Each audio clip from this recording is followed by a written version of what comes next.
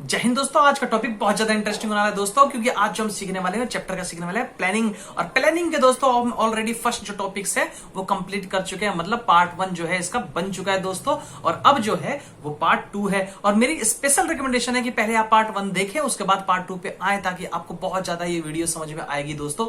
और यदि आप हमारे चैनल पे न्यू हैं और अगर अभी तक आपने हमारा चैनल सब्सक्राइब नहीं किया है तो आप सब्सक्राइब कर सकते हैं, बेल आइकन को दबा सकते हैं, ताकि कोई भी वीडियो आपसे पढ़ाई से रिलेटेड या फिर जीके से रिलेटेड हो तो आपको टाइम टू टाइम मिलती रहे दोस्तों। तो आइए अब हम टॉपिक को डिस्कस कर लेते हैं, जो कि बहुत ही सिंपल है और बहुत ही सिंपल वे के अंदर हम डिस्कस करते आते हैं। तो आइए अब हम टॉपिक डिस्कस कर लेते हैं। तो पहले प्रीवियसली हम ऑलरेडी आप लोगों को क्या क्या करा चुके हैं, जो आपके स्क्रीन पे इस तरीके से आप देख सकते हैं। ये टॉपिक क्या है, प्लानिंग। प्लानिंग में हम कर चुके हैं, planning is what to do and how to do. 2 minute की होगी क्लास, जिसके अंदर मैं प्रीवियसली क्या किया हो आपको थोड़ा थोड़ा ओवरऑल बता देते हैं। प्लानिंग में हम कर चुके हैं what to do and how to do, और इसमें ब्रिज भी बता चुके हैं कि अभी आपकी लोकेशन क्या है, अभी आप कहां पे हैं और आप कहां जाना चाहते हैं। यही प्लानिंग है जो कि आपको बताता है कि आप कहां पे हैं इस टाइम पे, इस जगह पे, और यहां जा रहे हैं। मतलब आपका इस टाइम पे आपका क्या स्टेप होगा और सेकंड स्टेप आपका क्या होगा, यही प्लानिंग है। कि इन दोनों के बीच के जो स्टेप्स है यही प्लानिंग कहलाता है। देन नेक्स्ट स्लाइड्स पे आते हैं। नेक्स्ट स्लाइड्स कहता है इंपोर्टेंस ऑफ प्लानिंग, जो हम ऑलरेडी डिस्कस कर चुके हैं। प्लानिंग प्रोवाइड डायरेक्शन, प्लानिंग हमको डायरेक्शन देता है। प्लानिंग जो है वो रिस्क को कम कर देता है। प्लानिंग जो है वेस्टफुल एक्टिविटी को क्या करता है, रिड्यूस कर देता है, ताकि वेस्टफुल ज्यादा चीजें ना हो। देन प्लानिंग प्रमोट करता है न्यू आइडिया, न्यू इनोवेशन के ऊपर में। प्लानिंग जो है वो डिसीजन मेकिंग, हमें डिसीजन लेने के लिए जो मोटिवेट करता है प्लानिंग करता है। विदाउट प्लानिंग हम डिसीजन दोस्तों नहीं ले सकते हैं। देन 6 पॉइंट का था planning establish standard of controlling. जब तक कंट्रोलिंग तभी हो पाएगी जब प्लानिंग होगी। प्लानिंग होगी तभी आप कंट्रोलिंग कर सकते हैं, तभी उसका स्टैंडर्ड्स बना सकते हैं। देन इसके अंदर हम लिमिटेशन कर चुके थे, इतने सारे लिमिटेशन थे, जिसमें हमने टाइम कंज्यूम बताया था, रिड्यूस कर देता है क्रिएटिविटी, ह्यूज कॉस्ट है, रिजिडिटी है। हम ये मान के प्रेडिक्ट करके चल लेते हैं कि जो मार्केट है वो हमारे सिचुएशन के हिसाब से चलेगी, बट ऐसा नहीं होता। ये बहुत सारे पॉइंट्स होते हैं जो कि लिमिटेशन के अंदर में। ये सिर्फ हमारे पास में जो 6-7 पॉइंट है, सिर्फ इतने ही नहीं, लिमिटेशन बहुत टाइप से हो सकते हैं किसके, प्लानिंग के अंदर में दोस्तों। लिमिटेशंस के अंदर में 2 टाइप्स के लिमिटेशन बताए गए थे। लिमिटेशन इंटरनल होगी, एक्सटर्नल होगी। इंटरनल लिमिटेशन का मतलब जो सीधा इंपैक्ट डाले हमारे बिजनेस के ऊपर में, वो इंटरनल है। और एक्सटर्नल का मतलब क्या था, जो हमारे बिजनेस पर डायरेक्ट इंपैक्ट ना डाले, जो एक्सटर्नल हम कहेंगे इसको। इसमें क्या था, इंटरनल के अंदर बता दिया गया प्लानिंग लीड टू रिजिडिटी, ये आपको करा चुका हूं। इंटरनल में मैं आपको सारा चीज करा चुका हूं। अभी तक जो आपका रह चुका है वो क्या रह चुका है दोस्तों, एक्सटर्नल रह चुका है। देन सेकंड क्या था, प्लानिंग में not works in dynamic environment. Dynamic environment में प्लानिंग काम नहीं करेगी, not an issue. Planning involve the huge cost. Planning के अंदर में ज्यादा कॉस्टिंग भी लगती है दोस्तों, जो कि बहुत ही इंपॉर्टेंट चीज है। Planning is a time consuming activity. Planning जो है वो टाइम कंज्यूमिंग एक्टिविटी है, टाइम लेता है किसी काम को करने के अंदर में। Planning does not guarantees to success. ये गारंटी नहीं है कि आप प्लानिंग करें और वो सक्सेस हो जाए।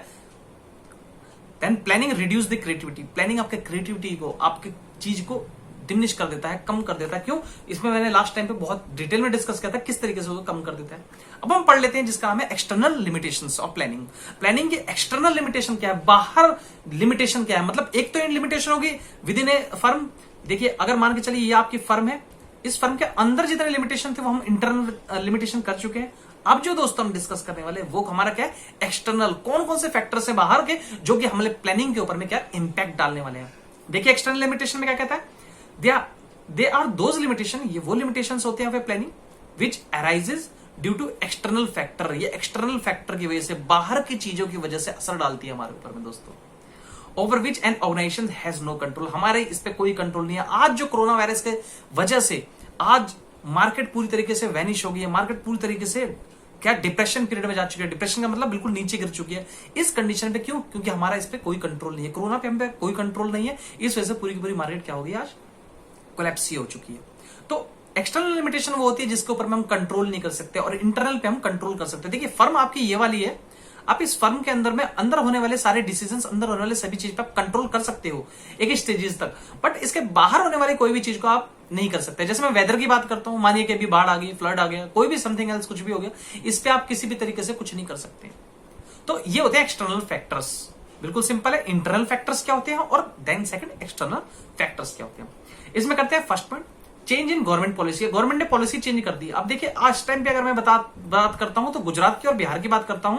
इसके अंदर में क्या हुआ आप लोगों को पता है, इसके अंदर में लीकर जो है बैन है पूरी तरीके से, ठीक है। लीकर अगर पूरी तरीके से बैन है, मतलब मान के चलिए कि लीकर बैन हुआ मानिए 2010 के अंदर में, और आप पॉलिसी 2009 के अंदर में बनाए थे। 2009 में आपने पॉलिसी बनाई, और पॉलिसी बना के जैसे आपने अडेप्ट किया कि भाई हम इतने इतने काम करेंगे, और पता लगा लीकर बैन हो गया, लीकर से रिलेटेड आप काम कर रहे हैं, तो इसका मतलब क्या हो गया, फेल हो गई पूरी तरीके से प्लान। कोई भी बड़ा बिजनेसमैन न्यूज़पेपर क्यों पढ़ता है, क्योंकि न्यूज़पेपर से गवर्नमेंट की आने वाली नई पॉलिसी के बारे में जान सके, कहां से हाईवे निकलेगा, कहां से ब्रिज निकलेगा, उसके सराउंडिंग्स की प्रॉपर्टी को परचेज करना, उसके सराउंडिंग में न्यू प्लांट्स लगाना, यही बिजनेसमैन का मेन मोटो होता है, ताकि वो ज्यादा ग्रो कर सके। ऑब्वियस सी बात है, फ्यूचर में होने वाली कोई भी सर्टेनिटी के बारे में अगर आप जानते हैं या आपको लगता है कि ऐसा गवर्नमेंट प्लान कर सकती है, तो उसके रिगार्डिंग में जो भी आप काम करेंगे वो आपके लिए अचीवमेंट ही होगा और कुछ भी नहीं होगा। तो change in government policy, government ने पॉलिसी जैसे बना दी, आपका प्लानिंग क्या हो गया, फेल हो गया, लिखा ना फेल हो गया, आपका प्लानिंग फेलियर हो जाएगा। नेचुरल क्लैमिटीज का मतलब होता है जिस तरीके से अर्थक्वेक हो गया, फ्लड हो गया, इस टाइप से समथिंग एल्स, ऐसी कोई कंडीशंस आ जाती है तो भी आपका क्या हो जाएगा दोस्तों, प्लानिंग फेल हो जाने वाला है, क्योंकि हमारे उसके ऊपर में कोई भी कंट्रोल नहीं है। एंड थर्ड कहता है changing strategy of competitor also leads to failure of planning many times. आपके कॉम्पिटिटर ने ऐसा कोई काम कर दिया जिसकी वजह से आपकी प्लानिंग फेल हो गई। दोस्तों नॉर्मल सी बात है, मान के चलिए आज मार्केट के अंदर में सैमसंग की मैं बात करता हूं, एक सैमसंग की कंपनी होगी और दूसरी कौन सी होगी, एमआई की कंपनी होगी। एमआई के बहुत सारे फोन जो है लॉन्च हो चुके हैं। अगर एमआई के बहुत सारे फोन लॉन्च हुए हैं और वो बहुत ही कम रेंज के अंदर में, मतलब उसके प्राइजेस की बात करता हूं, range means prices and best quality, अगर इस रेंज के अंदर में 10 से 15 हजार के बीच में अगर कोई फोन अवेलेबल हो, और वही जो सैमसंग में उसी फोन की अगर मैं बात करता हूं 20,000 के अंदर में अवेलेबल है, तो आप नॉर्मल सी बात बताइए, मार्केट क्या हो जाएगी, मार्केट पूरी तरीके से क्या हो जाएगी, कोलैप्स होगी, डिक्रीज होनी स्टार्ट हो जाएगी इसके सैमसंग की, और आपका यहाँ पे एमआई का क्या हो जाएगा, इंक्रीज होना स्टार्ट हो जाएगा। क्यों? क्योंकि आपके कॉम्पिटिटर की ऐसी प्लानिंग, ऐसी स्ट्रेटजी उसने बनाई है ताकि उसकी जो है ग्रोथ हो रही है, तो उसके लिए आपको भी क्या करना पड़ेगा, न्यू प्लान अडेप्ट करना पड़ेगा। फिर कहता है रेगुलेट टेक्नोलॉजी चेंजेस में इफेक्ट प्लानिंग। अगर बार बार रेगुलर तरीके से रेगुलर टेक्नोलॉजी चेंज होती चली गई तो भी आपकी प्लानिंग को क्या कर देगा दोस्तों, फेल कर देगा। आप कोई टेक्नोलॉजी लेकर आते हैं मार्केट के अंदर में और आपको पता लगता है कि 2 महीने बाद में नई टेक्नोलॉजी आ गई, आपकी टेक्नोलॉजी जो है आउटडेटेड है, तो आपकी प्रोडक्शन के ऊपर बहुत ज्यादा इंपैक्ट पड़ने वाला दोस्तों। क्यों? क्योंकि आप जो टेक्नोलॉजी लेके आए हो वो आउटडेटेड हो चुकी है। तो ऑब्वियस सी बात है, अगर हमारी आने वाली टेक्नोलॉजी आउटडेटेड हो जाएगी तो भी हमारा प्लानिंग क्या हो जाएगा दोस्तों, फेल हो जाएगा। ये क्या है, लिमिटेशन है। Limitation means what is limitation, disadvantage, ये कमियां हैं। आगे करते हैं, change in the economic and social conditions also reduce the effectiveness of planning. अगर किसी भी तरीके से इकोनॉमिकल या फिर सोशल तरीके से कुछ भी चेंज होता है तो उस कंडीशन पे भी आपकी जो है वो क्या कर देगा, रिड्यूस कर देगा प्लानिंग को। ये लिमिटेशन है, ठीक है। तो अभी तक हमने एक्सटर्नल के अंदर बहुत सारे पॉइंट्स कर लिए हैं, यही हमारा इंटरनल था और एक्सटर्नल था दोस्तों। आई होप आपको यहां तक चीजें जो है वो क्लियर हो चुकी होगी। आइए हम नेक्स्ट स्लाइड्स के ऊपर में चलते हैं कि प्रोसेस क्या है प्लानिंग का। ठीक है, प्रोसेस क्या है प्लानिंग का, ये बहुत इंपॉर्टेंट है और बहुत ही ज्यादा इजी वे है। अगर आप इसको समझेंगे तो आपको बहुत अच्छे तरीके से ये वीडियो समझ में आने वाली है दोस्तों। तो प्रोसेस को हम समझ लेते हैं, व्हाट इज प्रोसेस। प्रोसेस का मतलब क्या होता है, किसी काम को करने का तरीका जो होता है वही हमारा प्रोसेस कहलाता है। थोड़ा सा चेंज कर लेता हूं, किसी भी चीज को, काम को करने का तरीका, दैट इज कॉल्ड प्रोसेस, उसे प्रोसेस कहते हैं। बिल्कुल सिंपल वे में समझते हैं। प्लानिंग का प्रोसेस क्या है, प्लानिंग का पहला प्रोसेस होगा क्या चीज, पहले अपॉर्चुनिटी ढूंढिए। क्या अपॉर्चुनिटी है, मौका क्या है। देखिए अभी क्या हुआ था कि ऑफलाइन क्लासेस बहुत ज्यादा चल रही थी। अब क्या है, जिसने मौका का फायदा उठाया, ऑनलाइन क्लास में अपने आप को एकदम से चेंज कर लिया, उसकी ग्रोथ बहुत ज्यादा तेजी से होने लगी। और जिसने अपने आप को अडेप्ट नहीं किया उसकी ग्रोथ नहीं होगी दोस्तों। आज भी कई ऐसे हैं जिनकी ग्रोथ नहीं हो रही है क्योंकि वो अपने टेक्नोलॉजी पे शिफ्ट नहीं कर रहे हैं। चाहे वो बात किसी टीचर्स की हो, चाहे वो बात स्टूडेंट्स की हो, चाहे वो मार्केट में किसी की बात हो, जो अपने आप को शिफ्टिंग कर रहे हैं किस चीज के ऊपर में, न्यू टेक्नोलॉजी के ऊपर में, न्यू इरा के ऊपर में, वही क्या कर रहे हैं, ग्रोथ कर रहे हैं। तो आपको पहले अपॉर्चुनिटी ढूंढना है। आपने कोई अपॉर्चुनिटी ढूंढी, भाई मेरे पास ये अपॉर्चुनिटी, मैं ये काम कर सकता हूं, मैंने कहा दिया वाटर प्लांट लगा सकते हैं। तो आपके पास में आ गया कि आप क्या लगा सकते हो, वाटर प्लांट लगा सकते हो। तो दोस्तों आपके पास में वाटर प्लांट का ऑप्शन आ गया, ठीक है। आप क्या करोगे, वाटर प्लांट लगा दोगे। अब वाटर प्लांट अगर आप लगा ले हो तो ये आपके पास में अपॉर्चुनिटी होगी। आपने देखा कि यहाँ पे ना पानी की समस्या बहुत ज्यादा, आप क्या कर सकते हैं जी, वाटर प्लांट लगा सकते हैं। आपका वाटर प्लांट लगाना ही क्या कहलाएगा, अपॉर्चुनिटी कहलाएगा, मौका कहलाएगा। कोई भी बिजनेस तभी स्टार्ट होता है जब वहां पे अपॉर्चुनिटी हो, और अपॉर्चुनिटी तब आएगा जहां पे स्कार्सिटी हो। देखिए ये एक दूसरे के साथ ड्राइव करता है। जहां स्कार्सिटी होगी, स्कार्सिटी होगी वहीं पे क्या ड्राइव करेगा, अपॉर्चुनिटी ड्राइव करेगी। अपॉर्चुनिटी वहीं ड्राइव करेगी जहां पे स्कार्सिटी होगी, स्कार्सिटी से अपॉर्चुनिटी आती है, अपॉर्चुनिटी जो लीड्स करेगा वो क्या लीड करने वाला दोस्तों, वो हमारा बिजनेस लीड करने वाला है। तो स्कार्सिटी होगी तो अपॉर्चुनिटी होगी, अपॉर्चुनिटी होगी तभी जाके बिजनेस होगा। ये एक दूसरे के साथ साथ में चलते रहते हैं। अब आपको क्या करना है, एस्टेब्लिश दी ऑब्जेक्टिव्स, आपको एस्टेब्लिशमेंट करना ऑब्जेक्टिव। अब आपका ऑब्जेक्टिव क्या है, वाटर प्लांट लगाना तो किस एरिया में लगाना, कैसे लगाना, कितना इन्वेस्टमेंट लगाना, ये सारा आपका क्या हो गया, ऑब्जेक्टिव हो गया। जैसे आपने ऑब्जेक्टिव्स फुलफिल कर लिया, फिर आप अपने प्रीमिसेस देखोगे। दोस्तों बहुत इंपॉर्टेंट चीज, बहुतों को नहीं पता चलता प्रीमिसेस क्या है।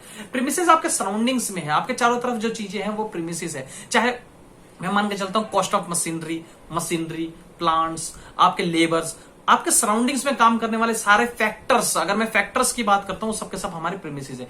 ये सब फैक्टर्स हैं, फैक्टर्स ऑफ प्रोडक्शन। प्रोडक्शन को करने के लिए जितना हमारा काम में लाने वाली जितनी चीजें होती है, फैक्टर्स ऑफ प्रोडक्शन, काम को करने के लिए होने वाली हर चीज, चाहे वो मनी हो, चाहे वो इंटरेस्ट हो, चाहे वो डेप्रिसिएशन हो, चाहे वो लेबर्स हो, सारी की सारी चीजें हमारी प्रीमिसेस के अंदर में आती है। क्या चीज, उसे हम क्या कहेंगे, प्लानिंग प्रीमिसेस। तो आपको क्या करना है, पहले फैक्टर ऑफ प्रोडक्शन भी देखना है ना भाई, आपको लेबर कहां से आएगी, कैपिटल कहां से आएगी, मशीनरी कहां से आएगी, ये सब आपका नेक्स्ट स्टेज होगा। फिर आपका आइडेंटिफिकेशन ऑफ ऑल्टरनेटिव। अब आप देखोगे जैसे हर चीज में आपको ऑल्टरनेटिव मिलेगा। अगर लेबर नंबर 1 लू कि लेबर नंबर 2 लू या लेबर नंबर 3 लू, या मशीनरी M1 लू, M2 लू या M3 लू। अब अपने बजट के हिसाब से देखेंगे ये मशीनरी मेरे लिए कौन सा सुटेबल रहेगा जो कि मेरे बिजनेस को क्या ग्रो कर सके।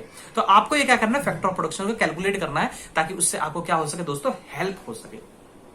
देन आपने जैसे आइडेंटिफाई कर लिया, आइडेंटिफाई करने के बाद, आइडेंटिफाई का मतलब हो गया ये आइडेंटिफाई का मतलब होता है देखना। सर्च किया 1 2 3 आइडेंटिफाई हो गया, 1 2 3 आइडेंटिफाई किया। आइडेंटिफाई के बाद नेक्स्ट स्टेप क्या है, उसे इवेल्युएट करना। आप देखना लेबर 1 ज्यादा इफेक्टिव होगा आपके लिए या लेबर 2 ज्यादा इफेक्टिव होगा, लेबर 3 ज्यादा इफेक्टिव होगा। इसको इवेल्युएट करना, नापना, तोलना, देखना, इसे कहेंगे इवेल्युएट। ये दिखाई दे रहा है ना, इवेल्युएशन ऑफ ऑल्टरनेटिव। इस ऑल्टरनेटिव को आप क्या कर रहे हैं, इवेल्युएट कर रहे हो।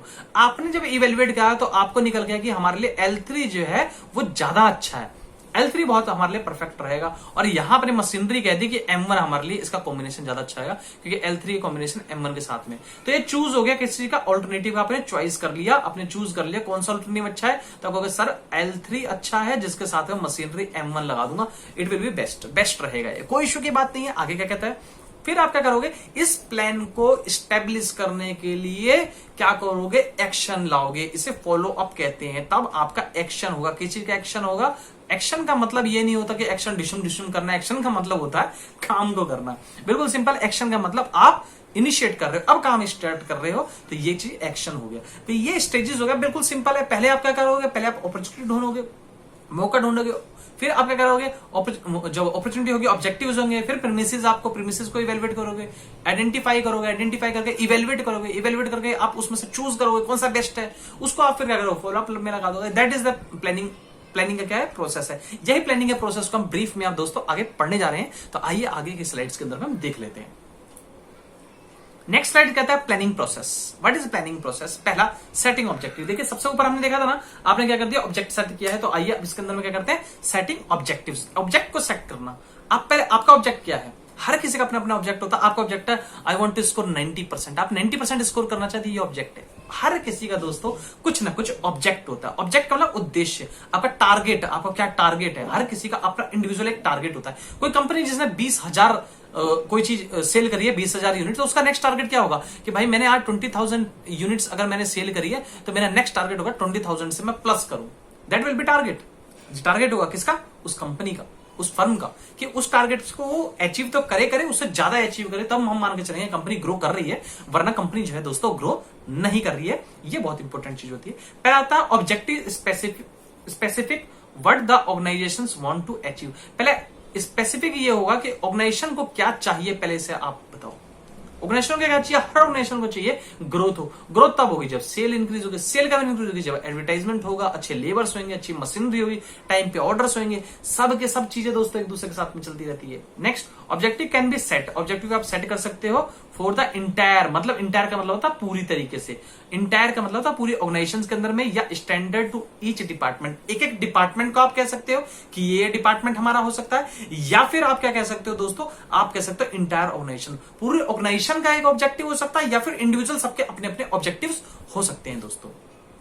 आगे चलते हैं, within the organisation very clearly to determine how all departments would contribute towards overall objective, सब के सब मिलके दोस्तों कैसे ऑब्जेक्टिव्स को फुलफिल कर सकते हैं, ये इसका पॉइंट्स कहता है। तो हमारे ऑब्जेक्टिव, आई होप आपको यहां तक बिल्कुल क्लियर हो चुका होगा। ऑब्जेक्टिव का मतलब ऑर्गेनाइजेशन का अपना ऑब्जेक्टिव हो सकता है, और साथ में किसका अपना ऑब्जेक्टिव हो सकता है, पूरी की पूरी ऑर्गेनाइजेशन का और इंडिविजुअल का भी। Then these have to protocol down to all employees at all levels so that they understand how their action contribute to achieving objective। एक प्रोटोकॉल होता है, व्हाट इज प्रोटोकॉल, एक प्रोसीजर होता है जो डाउन टू ऑल एम्प्लॉय, जो हर employ तक पहुंचता है, ताकि किस लिए, ताकि वो क्या कर सके, अपने ऑब्जेक्टिव्स को दोस्तों फुलफिल कर सके। बहुत इंपॉर्टेंट। आगे ये objective could be achieve sell, objective आपका क्या हो सकता है, सेल्स को अचीव करना, मतलब कितना सिंपल है, या एक्सपेंशन ऑफ बिजनेस, आपका ऑब्जेक्ट हो सकता है या तो आप सेल को अचीव करें, या फिर अपने क्या कर सके, अपने बिजनेस को एक्सपेंड कर सके, बढ़ा सके। सेल को बढ़ाना है, बिजनेस को बढ़ाना, बोथ आर सेम, बिल्कुल। सेल इंक्रीज होगी तो ऑब्वियस सी बात है आपका बिजनेस भी इंक्रीज होगा। तो आई होप आपको पहला ऑब्जेक्टिव समझ में आ चुका होगा, सेटिंग ऑब्जेक्टिव। आप भी अपना ऑब्जेक्ट सेट करिए कि आपको दोस्तों कितने % मार्क्स चाहिए, ये आपका ऑब्जेक्ट होने वाला है। देन सेकंड आते हैं डेवलपिंग प्रीमिसेस।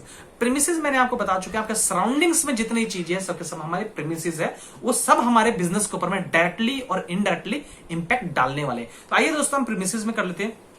प्रीमिसेस क्या हो गया हमारे पास में, premises are made on the basis of some assumption. Premises कुछ अजम्पशंस के ऊपर में बेस करते हैं, कुछ शर्तों के ऊपर में बेस करते हैं। जैसे दिस अजम्पशन, ये किस टाइप से अजम्पशंस है, which provide the basis of planning are called it premises. ये सारी चीजें जो बेसिक ऑफ प्लानिंग की जो बेसिक चीज है, इसी को हम क्या कहते हैं दोस्तों, इसी को हम प्रीमिसेस कहते हैं। इंटरनल प्रीमिसेस या एक्सटर्नल। इंटरनल प्रीमिसेस में आ गया कॉस्ट ऑफ प्रोडक्शन, खर्चा कितना आएगा किसी चीज को प्रोड्यूस करने में, हमारे प्रीमिसेस के अंदर में आ गया।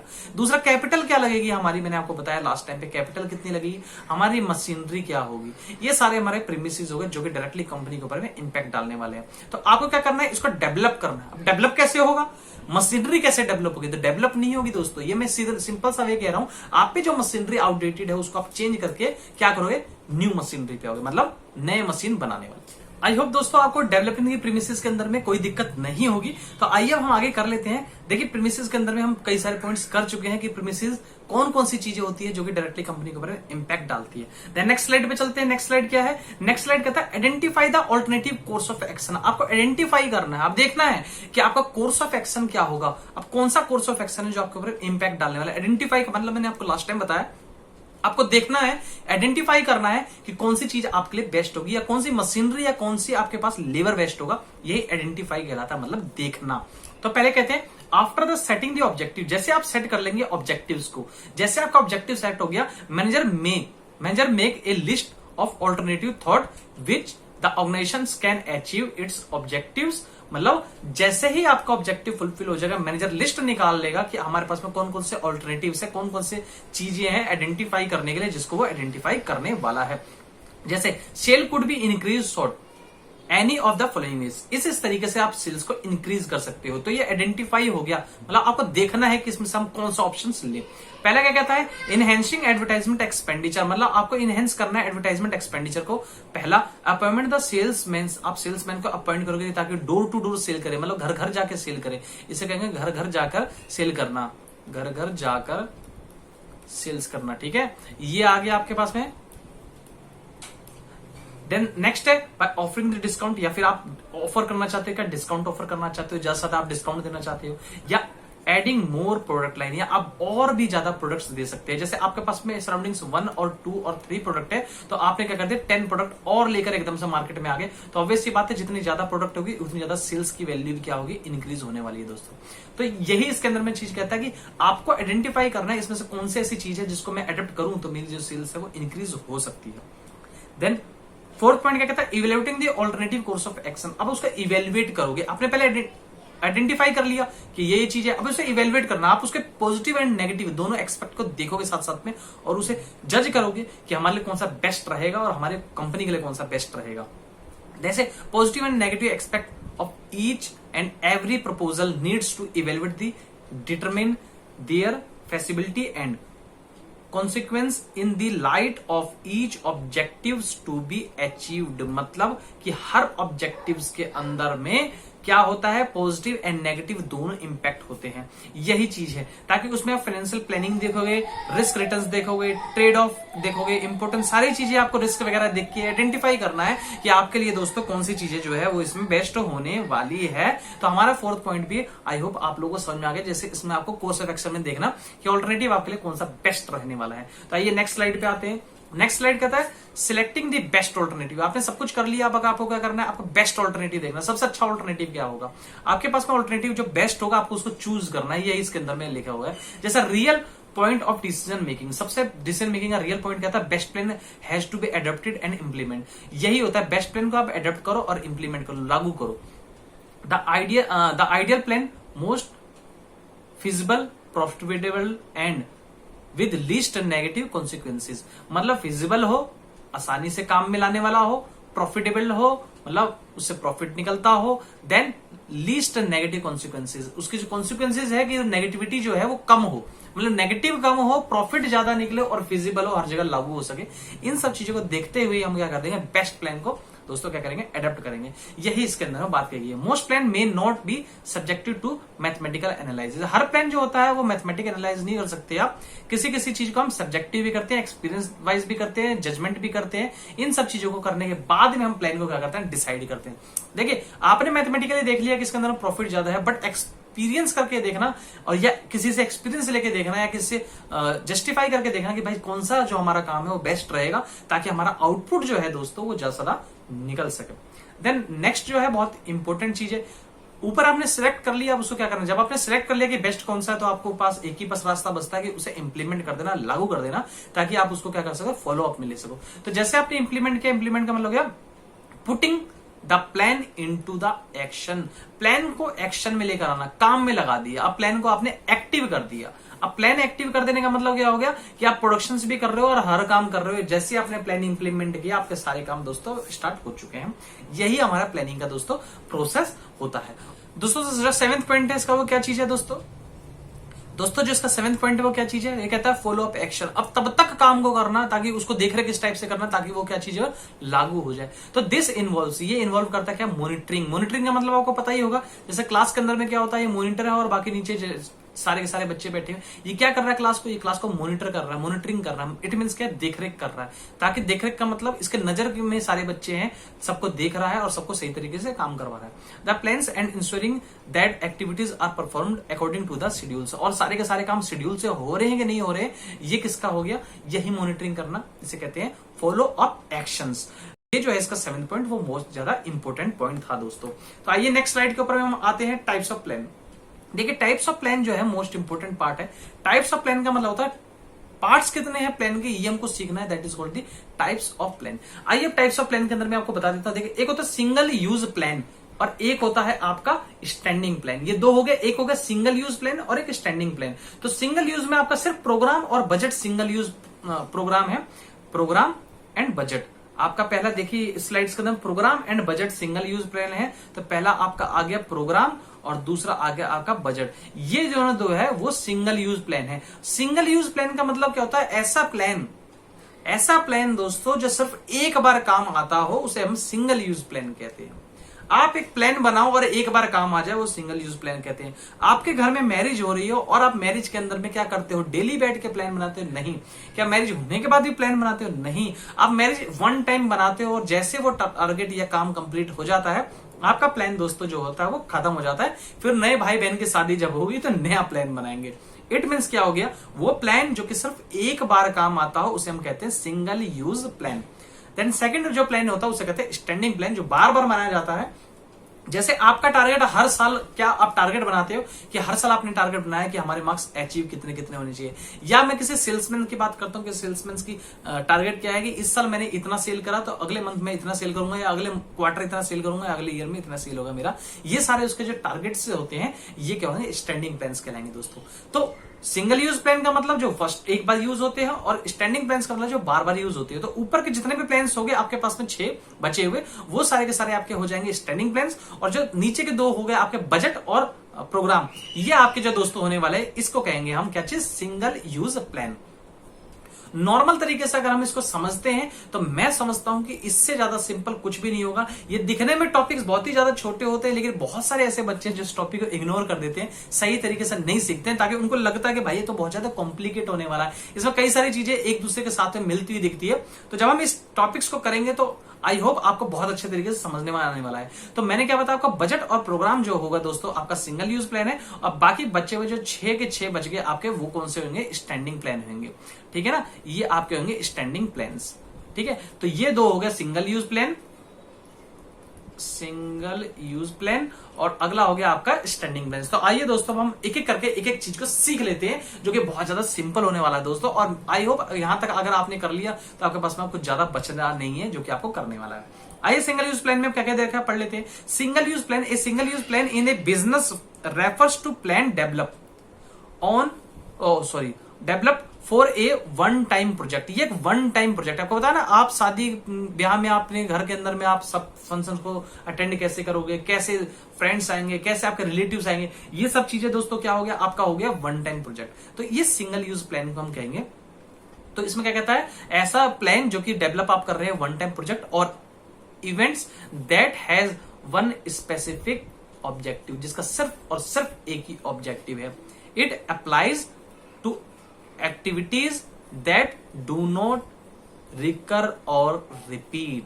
मतलब ये वह एक्टिविटी है जो कि दोबारा ना तो रिकर होगी, इसे कहते हैं रिकरिंग। रिकरिंग का मतलब जो बार बार हो, ना तो वो दोबारा रिकर होगी और ना ही वो दोस्तों रिपीट होने जा रही है। मतलब क्या हो गया, ये हो गया आपका सिंगल यूज प्लान। ठीक है, it is a specifically design to achieve a particular goal. इसको इस तरीके से डिजाइन किया जाता है ताकि वह आप इस गोल को क्या कर सके दोस्तों, अचीव कर सके। Such plan is develop to meet the needs of a unique situation. ये प्लान इस तरीके से बनाया जाता है ताकि आप अपने क्या चीज मीट कर सको किसी सिचुएशन को। इसके अंदर में जैसा आपका आ जाएगा एडवर्टाइजमेंट कंपेनिंग। अब दोस्तों एडवर्टाइजमेंट जो होता है वो आप कह सकते हो कि सर एडवर्टाइजमेंट कैसे हो सकता है सिंगल यूज प्लान, एडवर्टाइजमेंट तो बार बार आती है। नहीं, आप समझिए इस बात को। आज आपने किसी चीज की एडवर्टाइजमेंट कराई, मैं लाइबॉय शॉप की बात करता हूं। लाइबॉय जो साबुन आया मार्केट के अंदर में, तो वो जर्म्स को खत्म करने के लिए आया। जैसे कोरोना वायरस आया उसने दिखाया कि लाइबॉय यूज करें और कोरोना वायरस से आप बचे। तो ये क्या कहना चाह रहा है, हर एड अब कोरोना वायरस के ऊपर में आ गई। जैसे मेडिकल की मैं बात करता हूं, जिसने मेडिक्लेम से उसने भी कोरोना वायरस के ऊपर में कह दिया कि हमारा मेडिक्लेम आप लीजिए सर, आपका क्या है कोरोना वायरस भी उसके अंदर में क्या है कॉम्प्लीमेंट्री मिलेगी, मतलब उसके साथ में इंक्लूड मिलेगी, वो भी उसमें कवर कर देंगे सर। तो ये क्या बताना चाह रहा है कि हर एडवर्टाइजमेंट अब चेंज हो गई है। तो आप ध्यान दीजिए, उससे पहले जो एडवर्टाइजमेंट थी उसमें कोरोना वायरस की कोई बात ही नहीं कही गई थी, लेकिन अब जो आ रही है सब में कोरोना वायरस की बात करिए ताकि लोगों को जैसा वो अट्रैक्ट कर सके। तो आपका जो कभी भी एडवर्टाइजमेंट होती है दोस्तों, आप ध्यान दीजिएगा, हर बार एडवर्टाइजमेंट में कुछ ना कुछ चेंज होती रहती है। तो ये चीजें इसके अंदर में बहुत ज्यादा इंपॉर्टेंट है। तो पहला आता है इसके अंदर में प्रोग्राम। प्रोग्राम कैसा है, programme is a single use plan containing the details statements about the project, outlines the objectives, policies, procedures, rule, task and physical and human resources required to implement any course of action।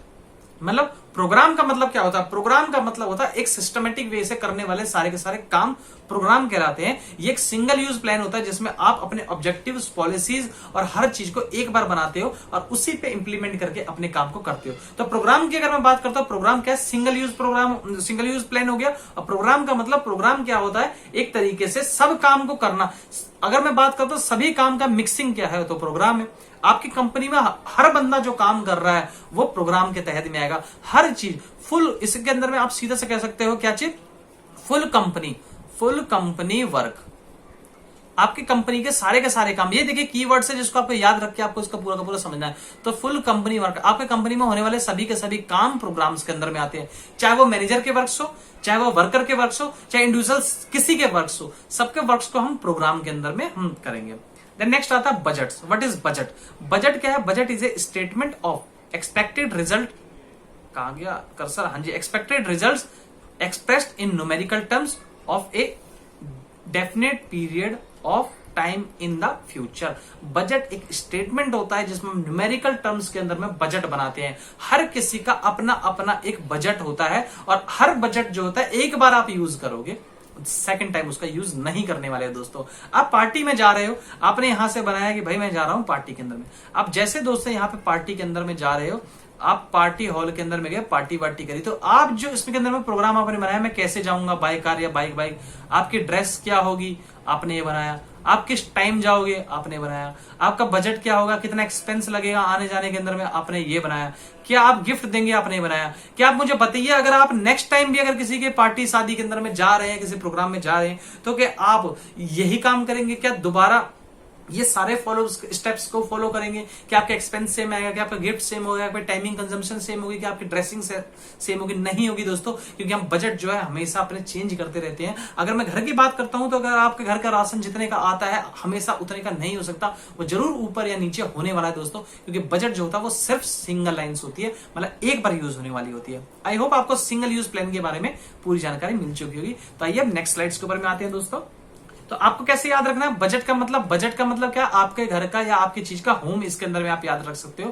Home expense की अगर मैं बात करता हूं तो इससे आपकी की लाइन्स होगी, आपको ये याद रहने वाली है कि आगे क्या चीज है, बजट है। देन नेक्स्ट पे चलते हैं। तो दोस्तों आइए अब हम स्टैंडिंग प्लान्स के बारे में जान जाते हैं। स्टैंडिंग प्लान्स क्या है, जो आपको ऑलरेडी मैं डिस्कस कर चुका हूं। स्टैंडिंग प्लान का मतलब क्या था, ऐसी चीज जो बार बार अकर हो, बार बार हम जिस काम को करें उसे हम क्या कहेंगे, स्टैंडिंग प्लान्स। तो आइए स्टैंडिंग प्लान्स में हम पढ़ लेते हैं क्या क्या चीज। देखिए standing plans are used, standing plans used होती है कैसे, ओवर एंड ओवर अगेन, बार बार काम को करना क्या कहता है, स्टैंडिंग प्लान कहलाता है। Because they focus on organizational situations that occurs, ये इस टाइम से ऑर्गेनाइजेशन का सिचुएशन जो कि रिपीट होती है और क्या होती है, अकर होती रहती है। दे आर यूजुअली मेड, कैसे मेड होते हैं, once and retain their values over a periods of year while undergoing revisions and updates. अब किसी भी चीज को बार बार करना, किसी भी चीज को बार बार करना क्या कहलाएगा, आपका स्टैंडिंग प्लान्स कहलाएगा। एक काम को बार बार करना या उसे अपडेट करना आपका स्टैंडिंग प्लान कहेगा। That is why they are also called क्या, रिपीटेड यूज प्लान। इसको हम दूसरे वर्ड के अंदर में दोस्तों क्या कहने वाले हैं, रिपीटेड यूज प्लान। क्या रिपीटेड यूज प्लान, क्योंकि बार बार क्या हो रहा है दोस्तों, रिपीट हो रहा है, इसी को हम कहेंगे स्टैंडिंग प्लान्स। देखिए कितना सिंपल है। फॉर एग्जाम्पल बिजनेसमैन किसी भी काम को, न्यू काम को कर रहा है और उसके क्या काम कर रहा है, उसके लिए रिलेटेड और भी सारे काम कर रहा है, वो सारे रिपीटेड होंगे। बिजनेसमैन क्या कर रहा है, फॉर एग्जांपल बिजनेसमैन प्लान्स करता है टू इस्टेब्लिश कर रहा है ए न्यू बिजनेस।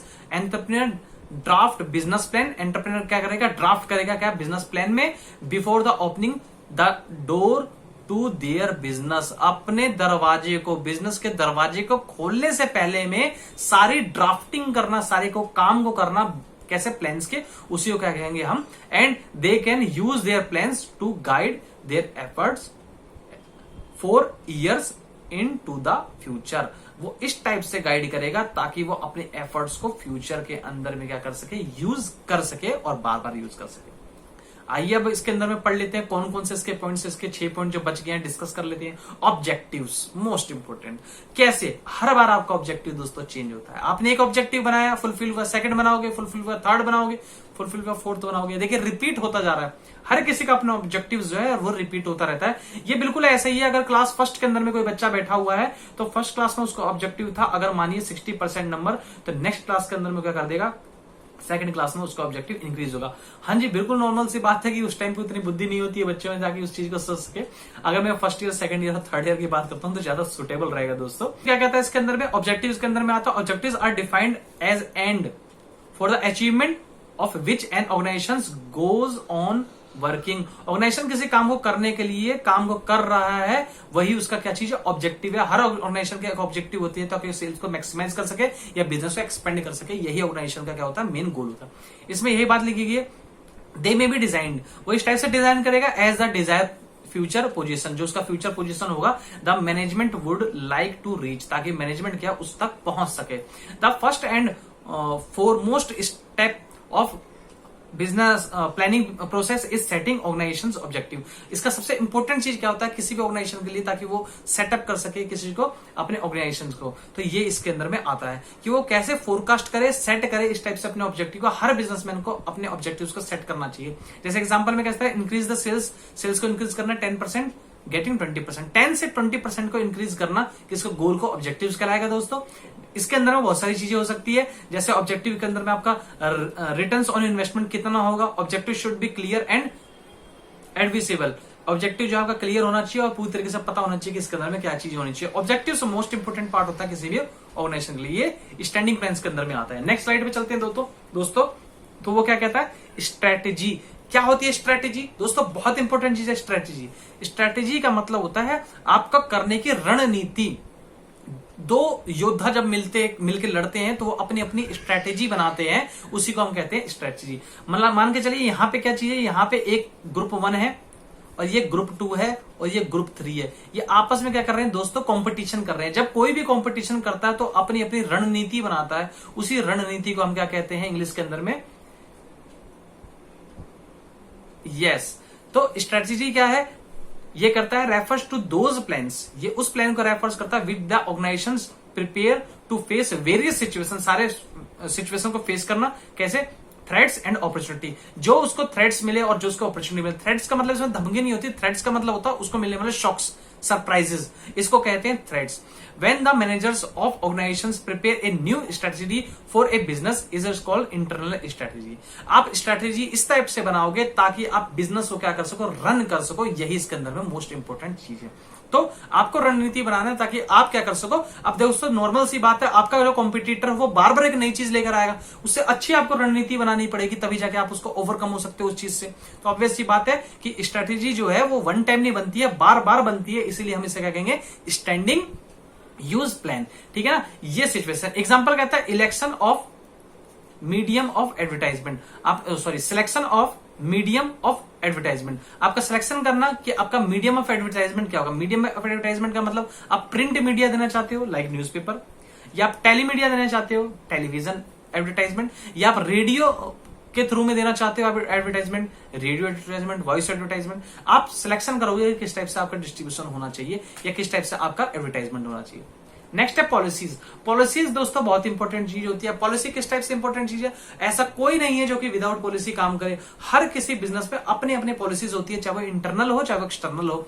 आपके पास में आया कि आपका प्रोडक्ट तभी आपकी कंपनी के लेवल से बाहर जाएगा। देखो पॉलिसीज के अंदर मैं बता देता हूं, आपने पॉलिसी बनाई कि ये रहा आपका फर्म, आपके फर्म के दरवाजे से कोई प्रोडक्ट तभी बाहर जाएगा जब उसमें आपको पीडीसी मिल जाए। पीडीसी मतलब था post dated cheque, post dated cheque. आपने बोला जी मेरे को पहले चेक मिलेगा तभी मैं अपने कंपनी से किसी माल को बाहर जाने दूंगा, मतलब पीडीसी चेक दे दो। उसने कहा 20 डेज के अंदर में पेमेंट करूंगा। कोई इशू नहीं। बात सर आप 20 डेज में करना चाहते हो, अगर आज मान के चलिए कि 1 जुलाई है तो कोई इशू नहीं है, आप क्या काम कीजिए 20 जुलाई या 22 जुलाई की डेट का चेक दे दीजिए। तो इसे कहेंगे पीडीसी। पीडीसी पीडीसी का मतलब पोस्ट डेटेड चेक, मतलब पोस्ट का मतलब होता है बाद में, पोस्ट डेटेड का मतलब होता है डेट का मतलब होता है उस पर डेट डालना, चेक का मतलब आप लोगों को सबको बताने की जरूरत नहीं है। तो आपने पोस्ट डेटेड चेक का मतलब बाद में कोई डेट डाल के चेक दे देना, that is called PDC checks.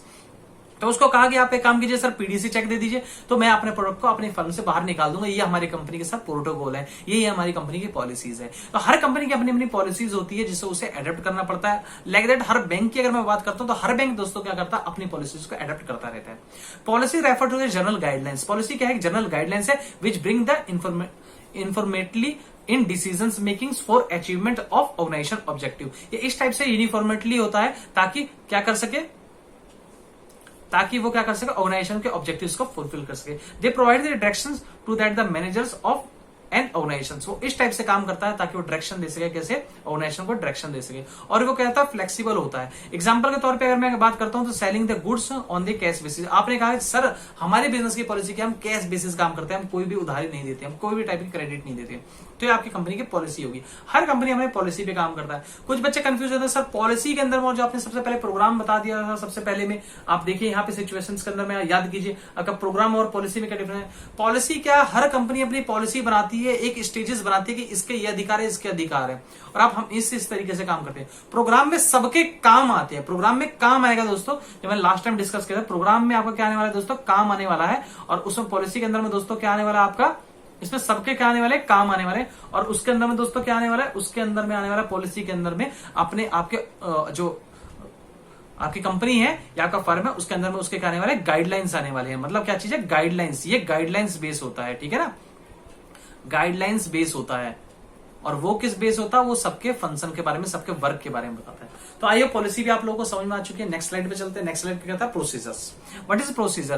Procedures and policies दोनों के अंदर में भी आप बहुत ज्यादा कॉम्प्लिकेशन आती है। दोनों लगते हैं जैसे हैं लेकिन है दोस्तों अलग अलग। प्रोसीजर को पढ़ लेते हैं। प्रोसीजर का मतलब होता है स्टेप्स।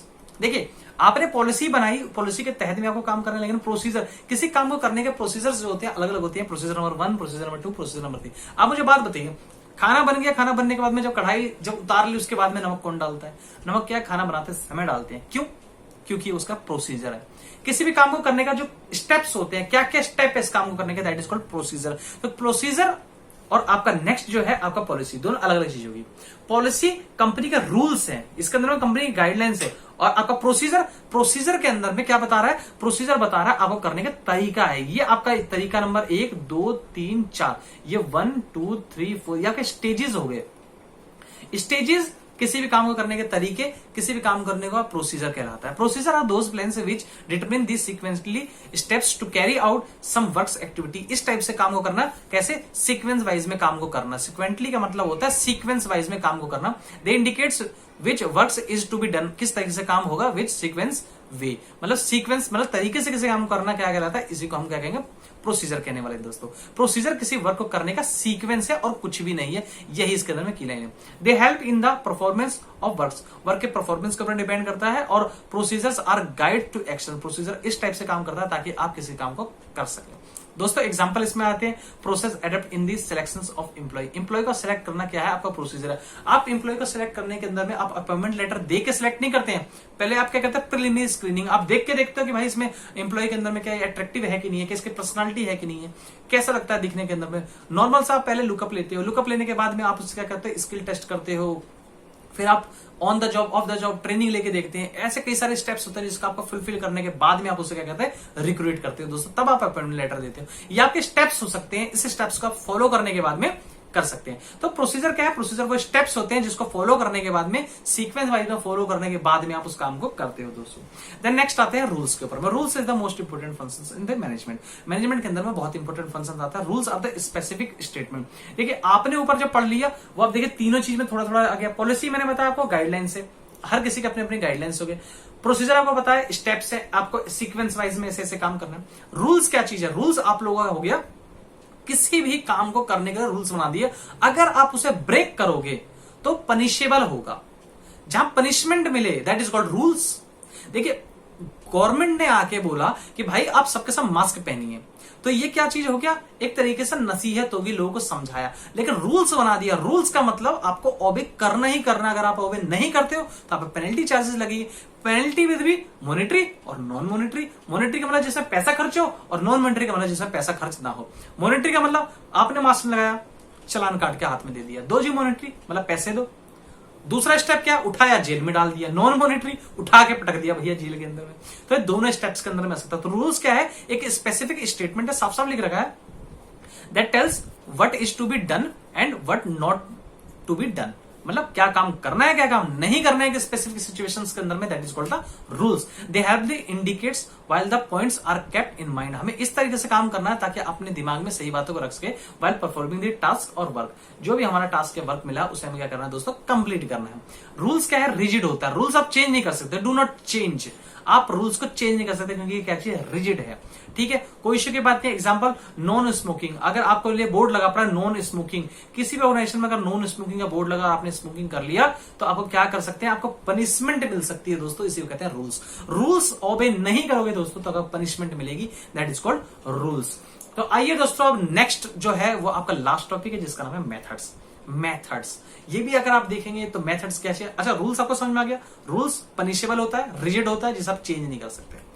नेक्स्ट है अपना क्या, मेथड्स। मेथड क्या है, देखिए मेथड और प्रोसीजर ये दोनों फिर से दोस्तों एक दूसरे के साथ में बहुत ज्यादा मैच करते हैं, थोड़ा सा कॉम्प्लिकेट होता है। तो मेथड्स को हम समझ लेते हैं, बिल्कुल सिंपल सिंपल है। मेथड आर स्टैंडर्डाइज्ड वे और manners in which a particular task has to be perform. एक पर्टिकुलर टास्क को करने का तरीका, स्टैंडर्ड तरीका, किसी काम को करने का एक स्टैंडर्ड तरीका ही मेथड कहलाता है। आप किसी काम को करने का एक स्टैंडर्ड तरीका लेके आते हो, उसे मेथड कहते हैं। देखिए किस टाइप से, आप जाते हो जाके बर्गर खा के आते हो, आप बर्गर किसी रेडी से खा के आते हो, आप बर्गर किसी शॉप से खा के आते हो, और बर्गर आप मैकडोनल्ड में खा के जाते हो। तो हर किसके मेथड्स उसको बनाने के दोस्तों अलग अलग है। ये मेथड के स्पेसिफिक मेथड किसी काम को करना मैकडोनल्ड बना देता है। आप उसी के सारे इंटीग्रेडिएंट्स, उसी की मशीनरी, उसी की टेक्नोलॉजी यूज करके, उसी के लेबर को यूज करने के बाद अगर आप प्रोडक्ट बना रहे हो दोस्तों, तो ऑब्वियस सी बात है कि वो मेथड अलग हो चुका है। तो मेथड क्या है, मेथड एक स्पेसिफिक तरीका है किसी काम को करने का। दे मे बी मेनी वेज, ये बहुत सारे तरीके हो सकते हैं, अभी आपको बन रहा है, they may be many ways method for completing a task. किसी काम को करने के बहुत सारे तरीके हो सकते हैं, that is called the method. Example हम कर लेते हैं, वेरियस मेथड है किसी चीज को ट्रेनिंग एडप्ट करने की by the organizations to train its employ, like कैसे अप्रेंटिसशिप ट्रेनिंग और विजिबल ट्रेनिंग। आप अप्रेंटिस अपने काम नीचे में काम लगा के सिखा दो, काम विजुअल करके काम सिखा दो, या किसी भी तरीके से किसी को काम सिखा दो, ये आपके मेथड्स हो सकते हैं। कई मेथड से आप चीजों को सीख सकते हैं। पढ़ाई करने के कैसे मेथड हो गया, आप ऑफ द लाइन कर लीजिए, चाहे ऑन द लाइन कर लीजिए। तो मेथड जो है आप लोगों का कंप्लीट हो चुका है दोस्तों। आई होप आपको वीडियो जो है पूरी तरीके से आपने देखी होगी, और बिना स्किप करे आप वीडियो देखा करिए, ताकि आप लोगों को ज्यादा से ज्यादा समझ में आए दोस्तों। और अगर आपने अभी तक हमारे चैनल सब्सक्राइब नहीं किया है तो सब्सक्राइब कर सकते हैं, बेल आइकन को दबा सकते हैं, ताकि हर नोटिफिकेशन आप लोगों को दोस्तों टाइम टू टाइम मिलती रहे। तो हमारे साथ पूरी वीडियो में बने रहने के लिए आप लोगों का बहुत बहुत धन्यवाद। जय हिंद, जय भारत।